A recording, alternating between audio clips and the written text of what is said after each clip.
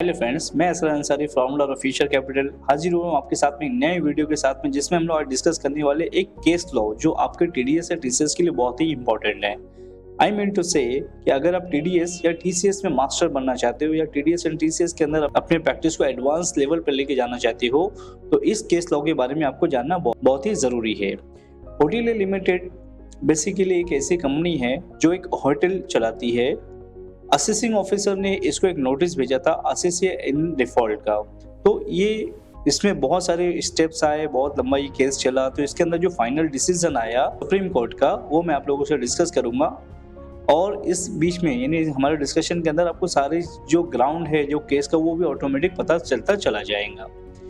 अगर मैं बात करूँ इस होटल के बारे में, तो होटल लिमिटेड एक बेसिकली होटल है या थी जो एंगेज थी in the business of owing, operating, managing hotels. मतलब इन शॉर्ट आप ये समझ के चलो, जो होटल लिमिटेड एक कंपनी थी जो होटल को मैनेज कर रही थी। अब जाहिर सी बात है, एक बड़ी सी 5 स्टार होटल के अंदर जो कस्टमर्स आते हैं वो कोई ऑर्डिनरी कस्टमर तो रहेंगे नहीं। तो बेसिकली आपको भी पता है कि जो कस्टमर्स आते हैं होटल के अंदर, वेटर्स होते हैं, उनको कुछ ना कुछ अमाउंट टिप्स दे करके जाते हैं। सपोज अगर उनका 5000 का अगर बिल हुआ है तो 100, 200, 300 रुपया वो साथ में एज अ टिप्स का दे करके जाते हैं। किसको? वेटर्स को। ठीक है। सो हुआ यही था कि इस होटल लिमिटेड में जो कस्टमर्स आते थे, वो उनको सर्विंग करने के बाद में जो एम्प्लॉई, मतलब जो होटल के एम्प्लॉयज थे, जो वेटर्स थे, वो अच्छी सर्विस देने की वजह से कस्टमर उनको टिप्स काफ़ी अच्छे दिया करता था। अब बेसिकली हो क्या रहा था कि जो टिप्स, सपोज अगर किसी कस्टमर का 10,000 का बिल बना, तो वो जब पेमेंट करता था तो क्रेडिट कार्ड से करता था। ठीक है। आज जब वो क्रेडिट कार्ड से अगर वो पेमेंट कर रहा है, तो क्या करता था कि साथ साथ में, जैसे अगर 10,000 का बिल है तो साथ में 500 रुपया एज अ टिप्स का वो ऐड करके डायरेक्ट होटल को पेमेंट कर देता था। अब आपने होटल कंपनी जो थी, मतलब ये पर्टिकुलर होटल जो कंपनी थी, वो इस 500 रुपीज़ को जो टिप्स का आया है, वो पर्टिकुलर एम्प्लॉय, जिसका जो भी एम्प्लॉय का टिप्स थी, वो उसको दे दिया करता था। तो जब असेसिंग ऑफिसर ने क्या किया कि जब इस होटल के बारे में, मतलब इस होटल का पूरा सब देखा, तो उसको एक नोटिस भेजा असेसिंग इन डिफॉल्ट का। असेसिंग इन डिफॉल्ट का क्यों? क्योंकि असेसिंग ऑफिसर का मानना ये था कि जो टिप्स होटल लिमिटेड कलेक्ट कर रहा है फ्रॉम द कस्टमर, उसके ऊपर इसको टीडीएस का डिडक्शन करना चाहिए। और होटल लिमिटेड ने टीडीएस का डिडक्शन इस टिप्स के ऊपर से नहीं किया है, तो इसलिए वो एक असेसिंग इन डिफॉल्ट है। अब ये मैटर पहुंचा, बहुत सारे स्टेप्स बीच में आए और मैटर है पहुंचा सुप्रीम कोर्ट के पास में। क्यों? क्योंकि कंपनी ने डिडक्शन नहीं किया था टीडीएस का, इसलिए वो असेसिंग डिफॉल्ट थी। अब सुप्रीम कोर्ट ने सारे मैटर्स को समझा, सारे पेपर को एग्जीक्यूट किया, सारे स्टेटमेंट्स को देखा, बाद में उसने अपना ऑब्जर्वेशन दिया। ठीक है। इससे पहले मैं आपको एक बताता चलूँ कि एम्प्लॉयर और एम्प्लॉय, मतलब एम्प्लॉयर से मिलने वाला कोई भी बेनिफिट एम्प्लॉय को सैलरी कहलाता है। और अगर एम्प्लॉयर एम्प्लॉय को सैलरी दे रहा है, तो उसकी सैलरी में से टीडीएस यानी इनकम टैक्स को डिडक्ट करे और गवर्नमेंट को पे करे। ये चीज़ आपको ऑलरेडी पता है। मतलब अगर कोई ए किसी बी को पेमेंट कर रहा है एज अ सैलरी, तो उसकी सैलरी में से टीडीएस को डिडक्ट करे और गवर्नमेंट को पे करे। ये इस एम्प्लॉयर की रिस्पॉन्सिबिलिटी है। तो इसको बेस बनाते हुए इनकम टैक्स ऑफिसर ने कोर्ट में तक के पहुंच गए। अब हुआ ये, सुप्रीम कोर्ट ने सारे मैटर्स को समझा और मैटर्स को समझने के बाद में अपना पूरा की पूरा ऑब्जर्वेशन दिया। ऑब्जर्वेशन क्या था कि जो भी टिप्स मिल रही है इसको एम्प्लॉयज को, मतलब the issues considered whether the tips received by the hotel company from the customer distribute to the employee within the meaning of salary. मतलब ये कि जो टिप्स एम्प्लॉय को मिल रही है कस्टमर के जरिए, वो सैलरी में है या नहीं है। सुप्रीम कोर्ट ने उसके ऊपर बहुत ही अच्छा ऑब्जर्वेशन दिया। सबसे पहली चीज सुप्रीम कोर्ट ने ये ऑब्जर्व किया कि in respect of tips collected by the company from the customer distribute to the employee, मतलब जो भी टिप्स है वो कंपनी कलेक्ट कर रही है कस्टमर से एम्प्लॉय के बिहाफ में, the person responsible for paying employee was not employer. ठीक है। जो कस्टमर पे कर रहा है वो कस्टमर एम्प्लॉयर नहीं है, वो एक कस्टमर है। मतलब सपोज अगर ये होटल लिमिटेड है, ठीक है, ये पे करता है किसी एम्प्लॉय को सैलरी, ठीक है, तो ये सैलरी है क्योंकि वो सैलरी की मीनिंग में आता है क्योंकि ये इसका एम्प्लॉय है। बट द कस्टमर, जो कस्टमर है वो टिप्स पे कर रहा है, बट वो टिप्स क्या करता है, क्रेडिट कार्ड के थ्रू जो है होटलिया लिमिटेड को दे देता है, फिर होटलिया लिमिटेड उसको यहाँ पे एम्प्लॉय को पे कर देता है। तो सबसे पहली चीज, ये जो पे कर दी जा रही है ये सैलरी नहीं है। इसका मानना था, ये सुप्रीम कोर्ट का मानना था, ठीक है। इसके बाद में सुप्रीम कोर्ट ने दूसरा ऑब्जर्वेशन क्या किया कि income from tips would chargeable under the head of income from other source.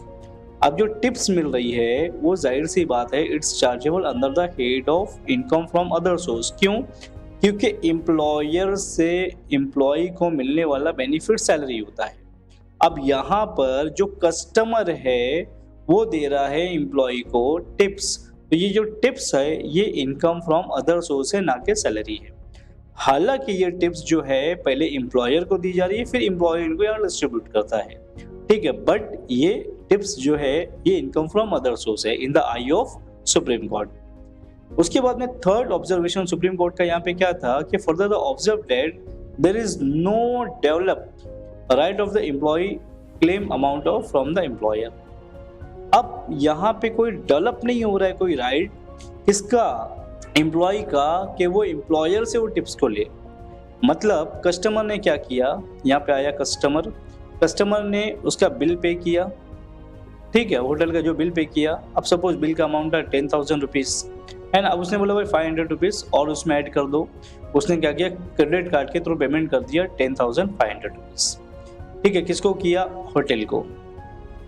अब होटल के पास में उसका 10,000 चला गया और 500 जो है ये एज अ टिप्स जो है वो भी होटल के पास में गया।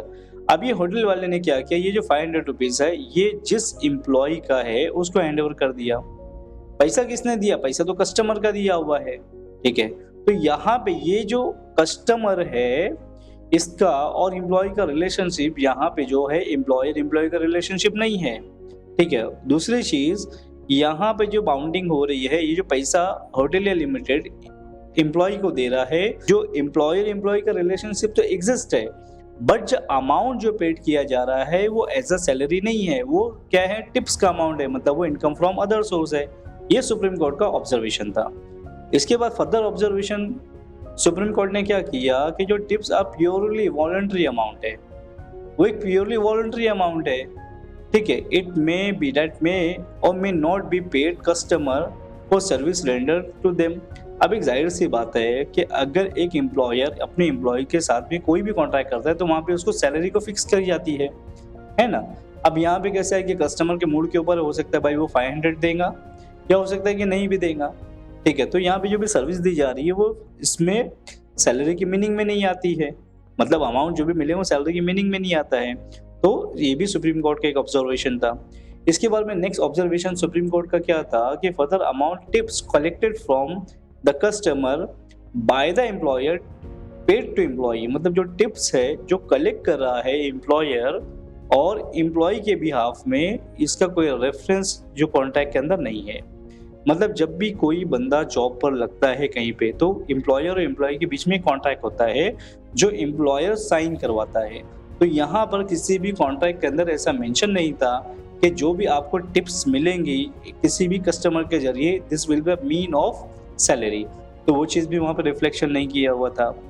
इसके बाद में सुप्रीम कोर्ट ने एक ऑब्जर्वेशन और भी किया कि टिप्स और received by the employer in fiduciary capacity trustee payment that are received from the customer which distribute to their employee service render। अभी जो टिप्स रिसीव की गई है कस्टमर के जरिए एम्प्लॉयर को, ठीक है, और वो किसके लिए रिसीव है, जो इस वेटर ने अच्छी सर्विस दिया है उसके लिए। तो ये भी कहीं कॉन्ट्रैक्ट में मेंशन नहीं था, ये भी सुप्रीम कोर्ट का एक ऑब्जर्वेशन था। इसके बाद में सुप्रीम कोर्ट ने और ऑब्जर्वेशन क्या किया, देयर इज नो रेफरेंस, कोई रेफरेंस नहीं था in the contract of employment when the amount were paid by the employer to the employee due to his raise and tips received from the could not be regarded as a profit, leave of salary or terms one। अब section 17 जो salary का section पढ़ोगे, section 15 से section 17 जो आते हैं वो salary में अब इसमें जो कॉन्ट्रैक्ट के अंदर ये भी कहीं मेंशन नहीं था कि जो भी अमाउंट टिप्स का मिलेगा एम्प्लॉयर को, वो अभी सपोज 50,000 रुपये किसी एम्प्लॉय की सैलरी है ना। अब किसी कस्टमर ने अगर 1,000 रुपीज ऐसा टिप्स दे दिया तो इसका मतलब ये नहीं कि 1,000 इसकी सैलरी यहाँ से कम हो जाएगी, 49,000 ही मिलेंगी, क्योंकि 1,000 इसकी सैलरी में मतलब ऐसा टिप्स वो काउंट हो गई है। तो वो भी कहीं पे मेंशन नहीं किया हुआ था। इसके बाद में नेक्स्ट ऑब्जर्वेशन सुप्रीम कोर्ट का क्या था, द पेमेंट कलेक्टेड, जो पेमेंट कलेक्ट की गई है included paid by the way of credit card customer would not be the payment made by the on behalf of employer. अब जो पेमेंट जो कलेक्ट की गई है एम्प्लॉयर को, ठीक है, ये एम्प्लॉयर के बिहाफ मतलब ये एज अ कस्टमर ने पे किया है, एम्प्लॉयर ने पेड नहीं किया है उसको। अगर एम्प्लॉयर पेड करता तो it may become salary, but यहाँ पे क्या पेमेंट कौन कर रहा है, कस्टमर पेमेंट कर रहा है। तो ये भी एक ऑब्जर्वेशन था सुप्रीम कोर्ट का। और एक बहुत अच्छा ऑब्जर्वेशन जिसका मैंने ऑलरेडी डिस्कशन किया था कि contract employment is not being approximate the couch for the receipt tips by the employee from a customer such as the payment would be outside of the scope of the salary। ये सारी चीज़ों को देखने के बाद में supreme court ने एक चीज़ सीधा जाहिर कर दिया कि ये पूरा ऑब्जर्वेशन के बेसिस पे सेक्शन 15 से सेक्शन 17 कहीं एप्लीकेबल नहीं होता है। तो जो भी अमाउंट कस्टमर से मिल रहा है as a tips, it's not a salary. फिर उसके बाद में सुप्रीम कोर्ट ने फाइनल ऑब्जर्वेशन यानी फाइनल जजमेंट दिया in the rational of above supreme court rule in the case. मतलब सिंपल है कि सारी चीज़ों को सुप्रीम कोर्ट ने ऑब्जर्व किया। ऑब्जर्व करने के बाद में सीधा बताया कि भाई जो असेसिंग ऑफिसर ने असेसी इन डिफॉल्ट ठहराया है होटेलियर लिमिटेड को, वो राइट नहीं है। ठीक है, सिंपल सा केस था। केस में क्या था कि होटेलियर लिमिटेड जो था वो टिप्स कलेक्ट करता था कस्टमर से, टिप्स कलेक्ट खुद नहीं करता था। बेसिकली अभी इतना बड़ा होटल था कि यहाँ पे जो भी कस्टमर्स आते थे वो क्रेडिट कार्ड के थ्रू पेमेंट करते थे, बराबर। अब जाहिर सी बात है कोई भी एम्प्लॉय या कोई भी वेटर अगर बहुत अच्छी सर्विस दिया किसी भी कस्टमर को, तो कस्टमर क्या करता है, कुछ उसको टिप्स देता है। अब ये जो टिप्स देता था कस्टमर, तो होता क्या था कि वो क्रेडिट कार्ड के थ्रू ही डायरेक्ट होटेलियर लिमिटेड को पे कर देता था। अभी होटेलियर लिमिटेड क्या करता था, अभी सपोज 10,000 का बिल है, 500 रुपीज ऐसा टिप्स है, तो ये जो 500 के जो टिप्स है वो डायरेक्ट एम्प्लॉय को दे देता था। ठीक है, तो ये जो 500 का अमाउंट इतना धीरे धीरे इतना बड़ा हो जाता था, साल भर में हो सकता है 50-60 हज़ार रुपया या लाख रुपए के आसपास पहुंच गया होगा। ठीक है, तो इसमें होटेलियर लिमिटेड ने क्या किया था, टीडीएस का डिडक्शन नहीं किया था। तो इसलिए असेसिंग ऑफिसर ने होटेलियर लिमिटेड को असेसिंग डिफॉल्ट ठहराया था, बट इसके ऊपर जो सुप्रीम कोर्ट के जजमेंट ने क्या किया कि ये सारे ऑब्जर्वेशन के बेसिस पे उसको असेसिंग डिफॉल्ट की कैटेगरी से बाहर ले आया। तो इन शॉर्ट मैं आपको बताना ये चाहता हूँ कि जो भी टिप्स कलेक्ट की जाती है अदर देन एम्प्लॉयर, उसके ऊपर टीडीएस को डिडक्ट करने की कोई नीड नहीं है। बट अगर एम्प्लॉयर चाहे तो डिडक्ट कर सकता है। ठीक है, मतलब ऐसा जरूरी नहीं है कि तुम नहीं कर सकते। अगर एम्प्लॉयर चाहे तो डिडक्ट कर सकता है, लेकिन अगर वो नहीं करेगा तो भी कोई प्रॉब्लम नहीं होता है, क्योंकि वो इनकम फ्रॉम अदर सोर्स है। एम्प्लॉयर से एम्प्लॉय को मिलने वाला बेनिफिट तो सैलरी है, बट सैलरी के अलावा जो टिप्स रिसीव हो रही है या कोई अदर अमाउंट रिसीव हो रहा है जो कस्टमर के जरिए, तो इसमें अमाउंट सैलरी का यानी एज पर सैलरी उसका ट्रीटमेंट नहीं किया जाता है, उसका treatment as per income from other source किया जाएगा। सो ये सारा के सारा जो है केस तो बहुत ही इंपॉर्टेंट है, आपको प्रैक्टिकली ये काफ़ी ज़्यादा यूज में आ सकता है। सो उम्मीद करता हूँ दोस्तों आपको ठीक से समझ में आ जाऊंगा। इनकेस अगर आपको कोई भी क्वेरी है या कोई ऐसी चीज़ है जो आपको नहीं समझ में आई हो, you can write me in the comment box, मैं आपको डेफिनेटली रिवर्ट करूंगा।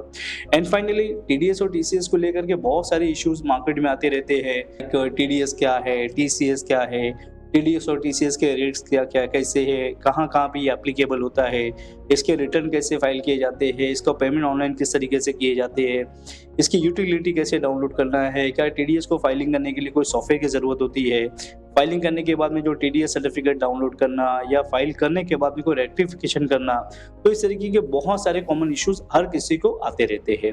तो इन तमाम इश्यूज को देखते हुए हमने इंट्रोड्यूस किया है एक टीडीएस एंड टीसीएस से रिलेटेड बहुत ही इंपॉर्टेंट कोर्स, जिसमें मैंने कवर किया है टोटल 8 मॉड्यूल्स, जो अपने आप में बहुत ही इम्पॉर्टेंट रखता है। और इसको अगर आप चाहो तो 8 डेज के अंदर अंदर आप इसको कंप्लीट कर सकते हो। इसमें मैंने सारे इश्यूज को डिस्कशन किया है कि टीडीएस के टीसीएस की सारी फंडामेंटल से लेकर के उसके रेक्टिफिकेशन फॉर्म डाउनलोडिंग तक के आपको सारी चीज़ें इसमें सीखने मिलेगा। इतना ही नहीं, इसके अंदर मैंने काफ़ी डिटेल नॉलेज रखा है। अब इसकी प्राइस काफ़ी इकोनॉमिक है। इसमें प्रैक्टिकल एक्सपोजर मैंने काफ़ी दिया हुआ है। थ्योरी तो आपको कहीं न कहीं आपके एजुकेशन सिस्टम में अपने ऑनलाइन यहाँ से तब लर्निंग कर सकते हो। बट प्रैक्टिकली टीडीएस का रिटर्न फाइल करना, पेमेंट करना, रेक्टिफाई करना, फॉर्म डाउनलोड करना, ये एवरीथिंग मैंने यहाँ पे कवर किया है।